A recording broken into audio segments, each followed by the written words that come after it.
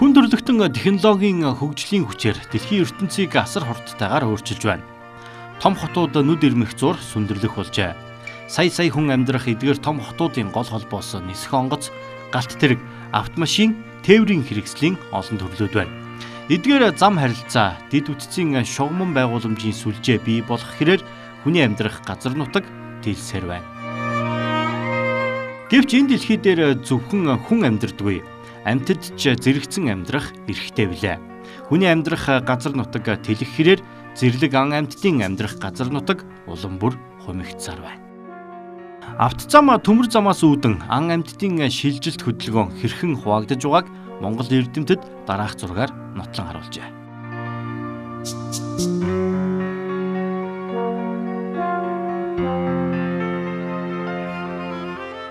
Төв Азийн илгэнд 1.5 сая гаруй хавтгай дөрвөлжин км талбай эзлэн орших манай оронд Монголдо төдийгүй дэлхийд ховордон улаан номонд орсон олон амьтад байдаг тул тэдгээрийг хамгаалах өндөр үүрэг хариуцлага мөн түүнийг дагсан тулгамдсан асуудлууд ч багагүй байна.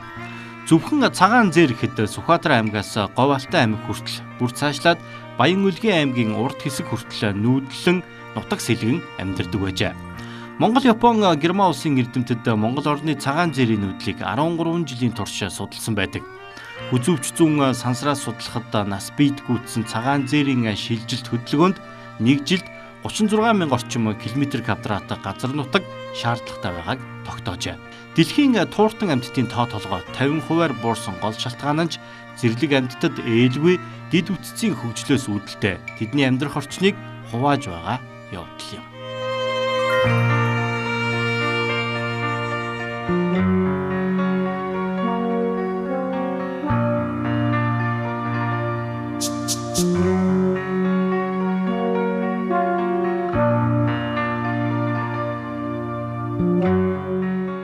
Зөвхөн бэлчээр газар нутгийг нь тусгаарлахаас гадна автозам дээр нэн ховорцсон амьтад дайрагдан өгөх тохиолдол ч нэмэгдэжээ.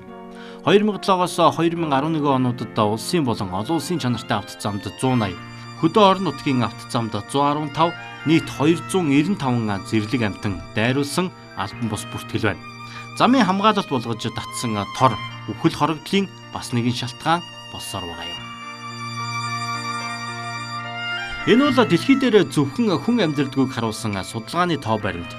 Гэхдээ зэрлэг ан амьтдаа бодоод хөгжил цэцгэлэлтээс ухарна гэсэн ойлголт байхгүй учраас цаашид ч өндөр хурдны автозам, төмөр замын сүлжээ баригдсаар байх болно. Гэхдээ ан амьтдаа хамгаалж тэдний газар нутгийг хуваалгүйгээр шийдэх боломжийг судлаачид олжээ. Тун энгийн арга бол зэрлэг ан амьтад зорчих гарц гарам байгуулах асуудал юм. Улс орнууд зэрлэг ан амьтдаа хамгаалахын тулд тодорхой стандартуудыг боловсруулан мөрдөж байна. Манай улсад ч гэсэн стандарт бий. Тал хээр говьд цөлийн бүсийн авт болон төмөр зам дагуу зэрлэг амьтдад зориулсан гарц MNS 6515/2015. Уулархаг нутгийн замын байгууламжийн дагуу нүүдлийн зэрлэг амьтдад зориулсан гарц ерөнхий шаардлага MNS 6735/2018 гэсэн Монгол улсын үндэсний стандартуудтай болоод байна.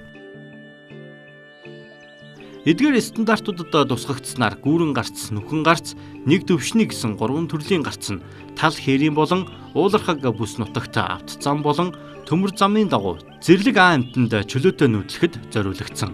Энэ гарцыг энгийнээр тайлбарлая. 1-р гүүрэн гарц. Гүүрэн гарц байгуулахдаа газрын тогтц ашиглан байгуулдаг. Гүүрэн гарцын өргөн нь 5 м-ээс багагүй, зорчих өргөн нь 15 м-ээс дээш тохиолдолд гүүрэн гарцын өргөнийг зорчих хэсгийн өргөний 2/1-ээс багагүй байхаар байна. Нүхэн гарцын өргөн нь 5 м-ээс багагүй байх бол өндөр нь 3 м-ээс дээш байх юм. Харин ойн бүсэд байх бол 4 м-ээс багагүй гэж зааж өгчээ. Зорчих өргөн нь 15 м-ээс дээш тохиолдолд нүхэн гарцын өргөнийг зорчих хэсгийн өргөний 2/1-ээс багагүй байхаар тусгагджээ. Хамгийн сүүлийнх нь нэг төвшний гарц. Энэ бол автозам дээгүүр байгуулах зорилттой. Өргөн нь 10 м-ээс багагүй байх бол урт нь огтлцож буй замын өргөнөөс хамаарна. Нэг төвшний гарц бүхий автозамд мэдрүүлэгч хийх бөгөөд түүний хоёр талд 40 м-ээс доошгүй зайд анхааруулах болон зэрлэг амьтан гарч ирж болцшгүйг мэдээлэх тэмдэглэгийг байршуулах юм. Манай улсад зарим зэрлэг амьтдын тоо толгойд буурч хамгаалахаас өөр аргагүй олон зүйл бий. Түүний нэг нь аргалах нь.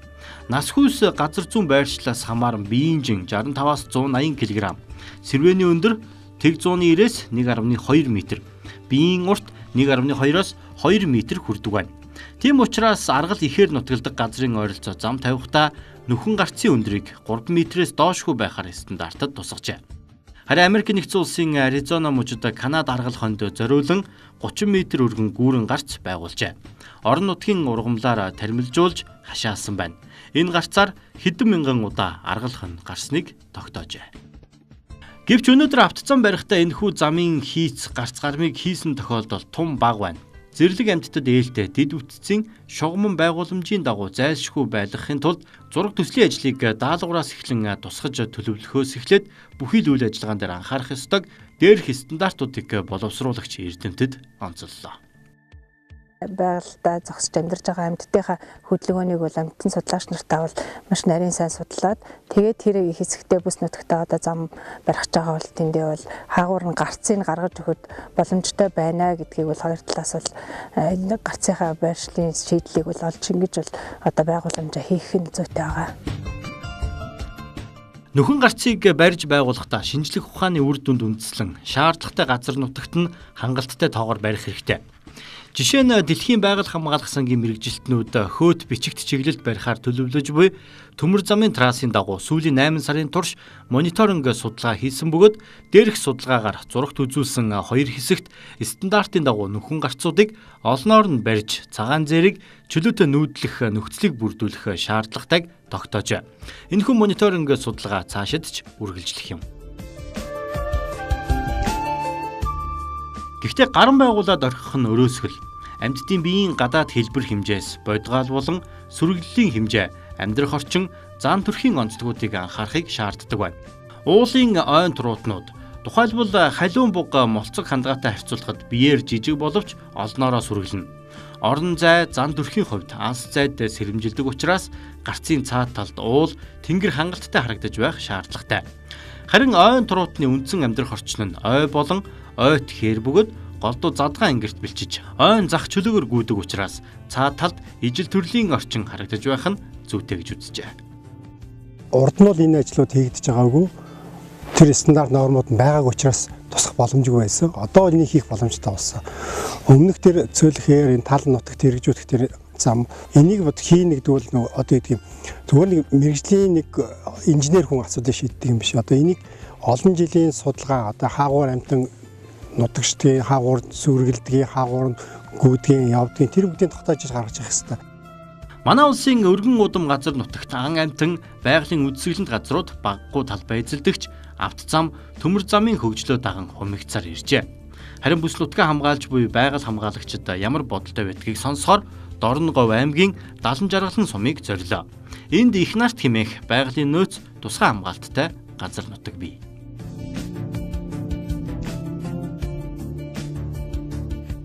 Стандарт гарах нэг хэрэг тийм ээ. Стандартыг заавал мөрдөх ёстой байгууллагуудад албан шаардлага хөргүүлэх ёстой. Тэд нар мөрддөг байх ёстой. Зураг төслийн байгууллагууд нь зураг төслөө тусгадаг байх ёстой. Зураг төсөл тусгасны дараа барилгын байгууллагууд нь түүнийг барьдаг байх ёстой. Орон нутгийн байгууллагууд нь түүн дээр зай авчрах хяналт тавьдаг байх ёстой гэдэг ингээд тал талын хамтын ажиллагааны хүрээнд хамтарч ажиллаж байж, хамтарч шахаж байж, хамтарч хэрэгжүүлж байж л одоо нийслэл маань үр дүнгээ өгнө өөрөөр хэлбэл амьтдыг одоо зам дээр эрсдэх эрсдлийг маш их буруулах юм байна тийм. За автозамын инженер, төлөвлөлтийн инженерүүд, тэр тусмаа одоо бүтээн байгуулалтын инженерүүд ч гэсэн энэ талын одоо стандартыг сурчлах ажлыг бол удаа дараа ингэ зохион байгуулсан. За байгаль орчин яамны зүгээс бол байгаль орчны үнэлгээгээр дамжуулж энэ стандартыг мөрдүүлэх тал дээр бол нэлээд их анхаарал ажиллаж байна.